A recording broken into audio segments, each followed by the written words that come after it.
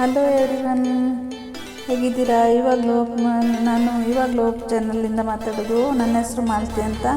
ಇವತ್ತು ನೋಡಿ ನಾನು ಹೇರ್ ಕಲರಿಂಗ್ ಮಾಡೋದು ಹೇಗೆ ಅಂತ ನಿಮಗೆ ಹಾಕಿದ್ದೇನೆ ನೋಡಿ. ಸರ್ವೇ ಸಾಮಾನ್ಯವಾಗಿ ಎಲ್ಲರಿಗೂ ಒಂದು 40 ನಂತರ ಆಫ್ಟರ್ 40 ನಮ್ಮ ಹೇರ್ ಕಲರಿಂಗು ಬೇಕೇ ಬೇಕಾಗುತ್ತೆ.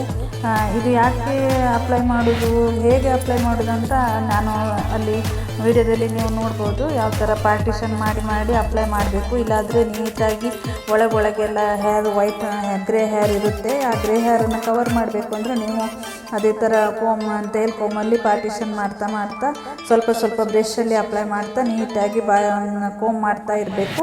ಹಾಗೆಯೇ ಅಪ್ಲೈ ಮಾಡೋದು. ಅದನ್ನು ನೀವು ನೋಡ್ಕೊಳ್ಳಿ, ನಾನು ಮಾಡ್ತಾ ಇರೋದನ್ನು ನೋಡ್ಕೊಳ್ಳಿ. ಇದು ಮಾಡೋದ್ರಿಂದ ಏನು ಪ್ರಯೋಜನ ಅನ್ನೋದನ್ನು ನಾನು ಇವತ್ತು ಹೇಳ್ತೇನೆ ನೋಡಿ. ನಿಮಗೆ ರಿಲ್ಯಾಕ್ಸೇಷನ್ ಸಿಗುತ್ತೆ. ನಾನು ಎಲ್ಲರ ಕೂದಲು ವೈಟಾಗಿ, ನನ್ನ ಕೂದಲು ಹೇರು ಗ್ರೇ ಆಗ್ತಾ ಇದೆಯಲ್ಲ ಅಂತ ಟೆನ್ಷನ್ ಮಾಡ್ಕೊಳ್ಳೋ ಅಗತ್ಯ ಇರಲ್ಲ. ಹೇರ್ ಕಲರಿಂಗ್ ಮಾಡೋದ್ರಿಂದ ನ್ಯಾಚುರಲ್ ಆಗಿ ನೀವು ಮೊದಲು ಹೇಗೆ ಕಾಣ್ತೀರೋ ಅದೇ ಥರ. ಈಗಂತೂ ಎಲ್ಲ ಕಲರ್ಸು ಬಂದಿದೆ, ಬ್ರೌನು, ಬರ್ಗೆಂಡಿ, ಬ್ಲ್ಯಾಕು, ಎಲ್ಲ ಕಲರ್ಸು ಬಂದಿದೆ. ನಿಮಗೆ ಯಾವುದು ಬೇಕೋ ಅದನ್ನು ನಿಮಗೆ ಇಷ್ಟವಾದ ಕಲರನ್ನು ನೀವು ಹೇರಿಗೆ ಅಪ್ಲೈ ಮಾಡಿಕೊಂಡು ನಿಮ್ಮದು ನ್ಯಾಚುರಲ್ ಕಲರ್ ಯಾವುದಿದೆಯೋ ಅದನ್ನೇ ಮಾಡ್ಕೋಬೋದು. ಇಲ್ಲ ನಿಮಗೆ ಸ್ವಲ್ಪ ಡಿಫ್ರೆಂಟಾಗಿ ಕಾಣಬೇಕು ಅಂದರೆ ಸ್ವಲ್ಪ ಜಾಸ್ತಿ ಒಳ್ಳೆ ಯಾವ ಕಲರ್ ಬೇಕು ಅದು ಥರ ಮಾಡ್ಕೋಬೋದು. ಡೈಲಿ ನಿಮಗೆ ಇರೋ ಥರ ನಾರ್ಮಲಾಗಿ ಯಾವ ಥರ ನಿಮ್ಮ ಹೇರ್ ಇದೆ ಅದೇ ಥರ ಕಾಣಬೇಕು ಅಂದರೆ ನಿಮ್ಮ ಹೇರ್ ಮೊದಲೇ ಇದೆ ಅದೇ ಕಲರಲ್ಲಿ ನಿಮ್ಮ ಕಲರಿಂಗ್ ಮಾಡಿಸ್ಕೊಂಡ್ರೆ ಚೆನ್ನಾಗಿ ಕಾಣಿಸುತ್ತೆ ನಿಮಗೆ. ಈಗ ಕಲರಿಂಗ್ ಅಂದರೆ ಬೇರೆ 2-3 ನಮೂನೆ ಇದೆ. ಇದು ನಾನು ಕಲರ್ ಅಪ್ಲೈ ಮಾಡೋದು ಅಂದರೆ ಇದು ಡೈಲಿ ನೀವು ಗ್ರೇ ಹೇರಿಗೆ ಅಪ್ಲೈ ಮಾಡೋ ಕಲರು. ಇನ್ನು ಹೇರ್ ಕಲರಿಂಗೇ ಬೇರೆ ಇದೆ, ಡಿಫ್ರೆಂಟ್ ಕಲರ್ ಇದೆ.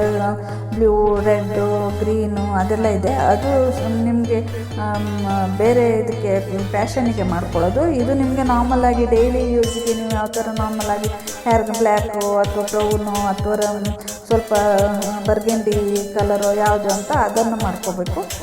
ಅದನ್ನು ಮಾಡೋದು ನಾನು ಇವತ್ತು ಹೇಳ್ತಾ ಇರೋದು. ಆ ಕಲರ್ ಅಲ್ಲ, ನೀವು ಅದನ್ನು ಮತ್ತೆ ಎಣಿಸ್ಕೋಬೇಡಿ. ನಾನು ಯಾವುದು ಹೇಳ್ತಾ ಇದ್ದೆ ಅಂತ ಸರಿಯಾಗಿ ಕೇಳ್ಕೊಳ್ಳಿ.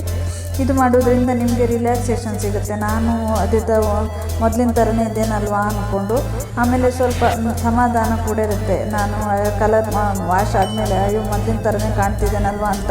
ಸ್ವಲ್ಪ ಏಜ್ ಆದಮೇಲೆ ಇದೊಂದು ಎಲ್ಲರಿಗೂ ಒಂದು ಸ್ವಲ್ಪ ಇರಿಟೇಟ್ ಆಗುವ ಒಂದು ವಿಷಯ ಇದು. ಹೇರ್ ಗ್ರೇ ಕಲರ್ ಆಗಿಬಿಡುತ್ತೆ. ಸ್ವಲ್ಪ ತುಂಬ ಏಜ್ ಆದವರಿಗೆ ಬೇಡ ಬಿಡು ನಾನು ಗ್ರೇ ಹೇರೆಲ್ಲ ಇದ್ಬಿಡ್ತೇನೆ ಅಂತ ಈಗ ಅದು ಒಂದು ಫ್ಯಾಷನ್ ಆಗಿಬಿಟ್ಟಿದೆ. ಹೇರ್ ಕಟ್ ಫುಲ್ಲು ಒಂದು ಬಾಬ್ ಕಟ್ ಥರ ಮಾಡ್ಕೊಂಡ್ಬಿಟ್ಟು ಹೇರನ್ನು ಗ್ರೇ ಹೇರ್ ಆಗಿ ಫುಲ್ ಬಿಟ್ಕೊಂಡ್ಬಿಡ್ತಾರೆ. ಅದು ಥರ ಈಗ ಒಂಥರ ಫ್ಯಾಷನ್ ಆಗಿಬಿಟ್ಟಿದೆ. ನೀವು ನಿಮಗೆ ಇಷ್ಟವಾದ ಕಲರ್ ಬೇಕಾದನ್ನು ಮಾಡಿಕೊಂಡು ಚೆನ್ನಾಗಿ ನೀವು ಇಟ್ಕೋಬೋದು ನಿಮ್ಮ ಹೇರನ್ನು.